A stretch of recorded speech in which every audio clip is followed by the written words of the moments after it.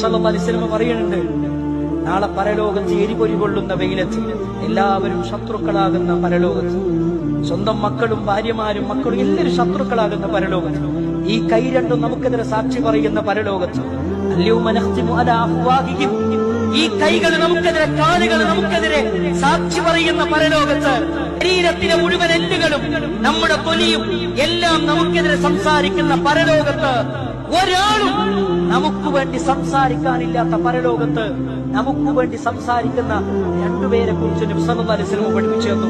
അതിലൊന്ന് അൽ ഖുർആൻ, ഇഖ്റഉ അൽ ഖുർആൻ, നിങ്ങൾ ഖുർആനിനെ പാരായണം ചെയ്യണം.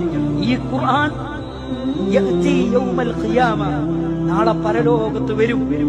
ഉമ്മ ശത്രുവാകുന്ന പരലോകത്ത്, ഭാര്യ ശത്രുവാകുന്ന പരലോകത്ത്, ബന്ധുക്കൾ മുഴുവൻ ശത്രുവാകുന്ന പരലോകത്ത്, ശരീരം മുഴുവൻ ശത്രുവാകുന്ന പരലോകത്ത് നമുക്ക് വേണ്ടി സംസാരിക്കാൻ ആര് വരും? പരിശുദ്ധ ഖുർആൻ വരും. എങ്ങനെയെങ്കിലും ഈ ഖുർആനിനെ പാരായണത്തിലൂടെ, പഠനത്തിലൂടെ, ചിന്തയിലൂടെ, ജീവിതത്തിൽ പകർത്തുന്നതിലൂടെ ജീവിതത്തിലേക്ക് നമ്മൾ ചേർത്ത് വെച്ചവരാണോ ഈ ഖുർആൻ നമുക്ക് വേണ്ടി സാക്ഷി പറയാൻ വരുമെന്ന് മുഹമ്മദ് റസൂലുള്ളാഹി സ്വല്ലല്ലാഹു അലൈഹി വസല്ലമ നമ്മളെ പഠിപ്പിക്കുകയാണ്.